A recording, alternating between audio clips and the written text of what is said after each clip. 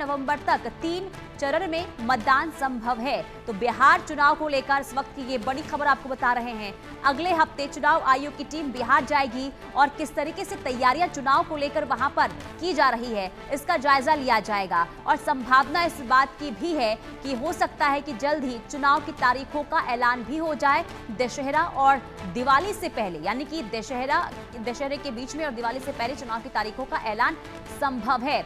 और आपको यह भी बता दें कि 5 से 15 नवंबर तक 3 चरणों में मतदान संभव है। ये फिलहाल सूत्रों के हवाले से जानकारी सामने आ रही है। कुल मिलाकर देखिए, एक तरफ जहां चुनाव को लेकर लगातार सियासी हलचल जबरदस्त तरीके से देखने को मिल रही है, तो चुनाव आयोग की तैयारियां भी शुरू हो चुकी है। और यही वजह है कि अगले हफ्ते बिहार चुनाव की तारीखों का ऐलान संभव है। चुनाव आयोग की ओर से तैयारियों का जायजा भी लिया जाएगा। और अभी तक जो खबर सामने आ रही है सूत्रों के हवाले से, उसके मुताबिक इस बार का जो चुनाव है वो 3 फेज में हो सकता है। हालांकि चुनाव कब होगा इससे लेकर थोड़ा इंतजार करना होगा। 243 सीटों को लेकर लगातार देखिए तमाम जो पार्टियां हैं वो पूरी तरीके से ताकत झोंकती हुई इस वक्त नजर आ रही है और इंतजार हो रहा है चुनाव की तारीखों का। अब देखना होगा कि चुनाव बिहार में कब होते हैं, तारीख कब तक आते हैं। हालांकि चुनाव आयोग की ओर से तैयारी लगातार हो रही है और तैयारियों का जायजा लेने के लिए अगले हफ्ते ही चुनाव आयोग की टीम बिहार पहुंचेगी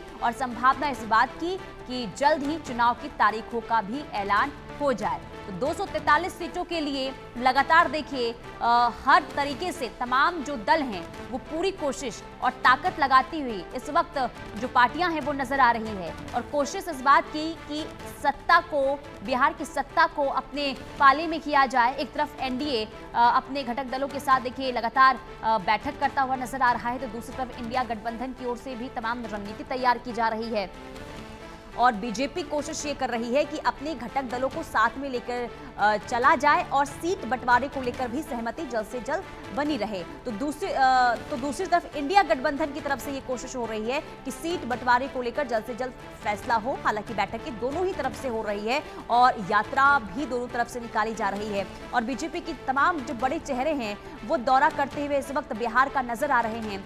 अभी याद होगा आपको कि 2 दिन पहले ही अमित शाह बिहार पहुंचे थे और वहां पर बैठक हुई थी और इसके बाद रणनीति तैयार की गई थी कि आखिर आगे कैसे, किस तरीके से, किन मुद्दों के साथ जनता के बीच पहुंचा जाए। क्योंकि कोशिश बीजेपी की ये है कि संगठन को मजबूत किया जाए और संगठन मजबूत कैसे हो इसे लेकर लगातार बैठकें हो रही है। और सीट बंटवारे को लेकर भी हो सकता है कि जल्द से जल्द फैसला हो जाए, क्योंकि बैठकों का दौर दोनों ही तरफ से लगातार जारी है। कुल मिलाकर देखिए हलचल तेज हो चुकी है बिहार चुनाव को लेकर। देखना यही होगा कि इस बार आखिर बिहार की सत्ता पर कौन काबिज होता है। क्या एनडीए एक बार फिर से बिहार की सत्ता पर काबिज हो पाता है या फिर नहीं, या फिर ये भी देखना होगा कि क्या इस बार तस्वीर बिहार की अलग देखने को मिलती है।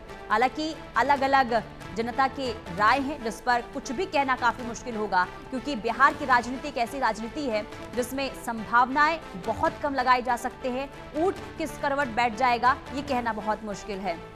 शैलेंद्र हमारे साथ तमाम जानकारी के साथ जुड़ चुके हैं। शैलेंद्र, ये बड़ी खबर सामने आ रही है कि ईसी की जो टीम है वो अगले हफ्ते बिहार जाएगी, इसे लेकर जानकारी दें आप।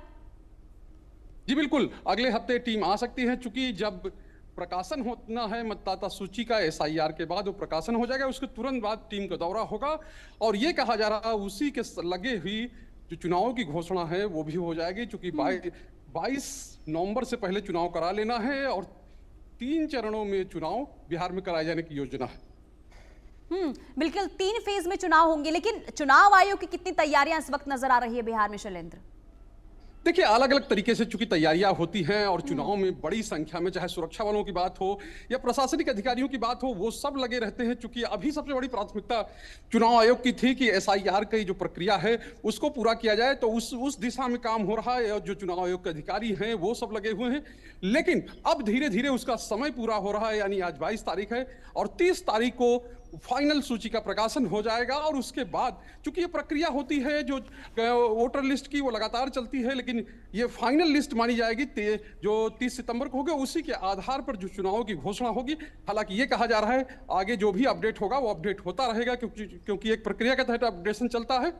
लेकिन चुनाव आयोग की टीम को यहाँ आना है, यानी चुनाव आयोग को आना है। जो मुख्य चुनाव आयुक्त हैं ज्ञानेश कुमार, उनको आना है, उनके साथ जो अन्य सदस्य हैं वो सब आएंगे और बिहार में समीक्षा करेंगे, तैयारियों की समीक्षा करेंगे, क्योंकि जो जिला स्तर पर कहीं जाए या वो सब तैयारियां जो हैं वो लगातार चल रही हैं। और इन तैयारियों के साथ ही जो बिहार में है वो चुनावों को लेकर, चाहे राजनीतिक तौर पर हो चाहे प्रशासनिक तौर पर हो, सब तरह की तैयारियां जो है वो जारी हैं और सबको अंतिम रूप दिया जा रहा है। यही वजह है कि अब जो राजनीतिक दल हैं वो भी माथापच्ची कर रहे हैं कि कितनी जल्दी से जल्दी जो है हम अपने जो कैंडिडेट्स को फाइनल कर दें, या कहें कि साथ में जो गठबंधन में जो दल हैं उनकी सीटों को फाइनल कर दें। सब चल रही हैं और जल्दी ही, यानी कि अगले 1 से 2 सप्ताह बहुत क्रूशियल होने वाले हैं। उसमें पूरी तस्वीर सामने आ जाएगी कि बिहार में होने क्या जा रहा है, बिहार में कौन चुनाव लड़ेगा, कौन कितने सीटों पर चुनाव लड़ेगा, यानी कौन सा दल कितने सीटों पर चुनाव लड़ेगा, और साफ तौर पे बिहार में जो कब कब चुनाव होंगे, यानी वोटिंग की तारीख कब होगी।